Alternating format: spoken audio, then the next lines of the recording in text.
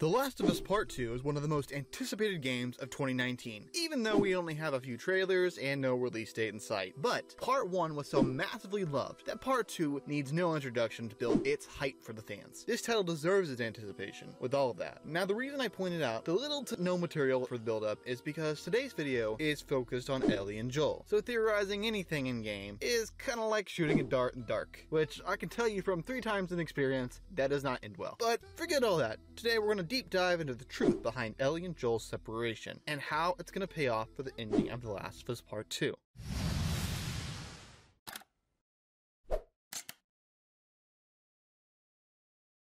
What's up, SmackNPie? This is Brett, the narrator of this here SmackNPie video. This script has been written by Smack. And if you're new here and you want to see more theories, news, and leaks, start by hitting that subscribe button. And if you never want to miss anything at all, hit the bell button. Trust me, YouTube's weird. Alright, The Last of Us Part 2. Let's face it, regardless of what people say about this game, it deserves all the praise it's getting by fans and community. The writing, the pacing, the acting, that bizarre ending where the first game closes, some people would believe it, I don't say this lightly, a masterpiece. When it was first announced back at PSX, everyone lost their freaking minds. And why not? But after that, there was only 2 more trailers and gameplay. There hasn't been much content to work with. The first trailer, which hinted towards Joel's death, and the second towards Ellie's mother, even though these are just speculations. But the last one was really the turning point. And we got this small trailer's last cutscene, which shifted and transitioned to gameplay, which, my friend, I'm still skeptical about, but that's something for another video. However, what we got in this trailer was a separation between Joel, the main character of our first game, and Ellie, which is now the main character of the second game. Even though we get to play as her in the first game a little bit, and again in the DLC, but this is the new Ellie, the new,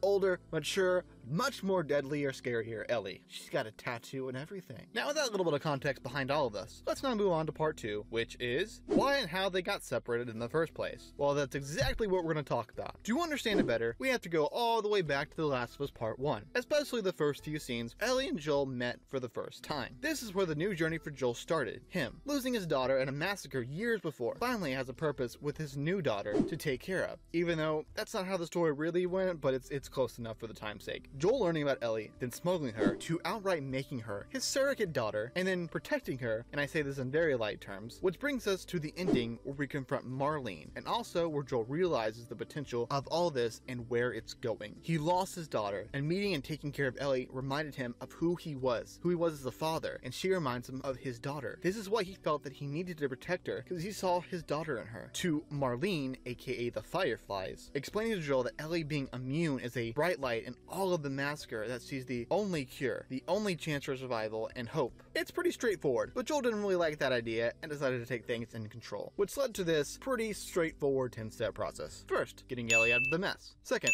killing everyone in the way. Third, torturing a man until he gave all the details and killing him as well. Fourth, getting Ellie out of the building. Fifth, killing everyone in the way. Sixth, getting approached by Marlene. Can you guess number 7? I'm sure you did. 7th, killing Marlene. 8th, escaping with your daughter. 9th, lying about all of it, which leads us to number 10, Last of Us Part 1 ending. Boom. Yeah. Now seriously though, what I'm trying to say is that Joel saw the opening and took advantage of it. Some call it selfishness, which to some extent is true, and some calling it the right thing to do. Whether you're on his side or that side, one thing was for sure. Ellie knew that Joel lied to her about them stopping looking for the cure. So we know that Ellie is aware that Joel was lying. But what was the extent of his lie? This is where The Last of Us Part 2 comes in. You see, back then, with enough exploring, you can find a letter from Ellie's mother, where she told her explicitly that she trusts Marlene and that Ellie would be safe with her. So using that with the ending of Part 1, Joel killed Marlene. Ellie trusts her mother, and her mother trusts Marlene to the extent of this lie. The lie Joel told Ellie is insane. Not just he killed the hope of many people, and again, we're not saying what he did was right or wrong, we're stating a fact, but also, he killed Marlene and then lied about the whole situation. That will prompt Joel and Ellie getting separated. You see, Ellie and Joel had their problems with each other in the past, but this time, getting separated from Joel is justified in the eyes of Ellie, and hence, they both go their own ways. Now, the reason we don't want to go to the conclusion of maybe he was captured by Fireflies or he's dead is because Neil Druckmann confirmed that he's alive and safe. Even in the new or the latest trailer, the new characters mention Joel by calling him an old man. So there you have it. Joel is alive and they're separate on their own ways. One bonus thing I'd like to add is that we believe they'll get back together, eventually leading to the ending of Part 2, which will be heavy in terms of them getting separated in the first place. But that theory is for another day. But in the meantime, remember,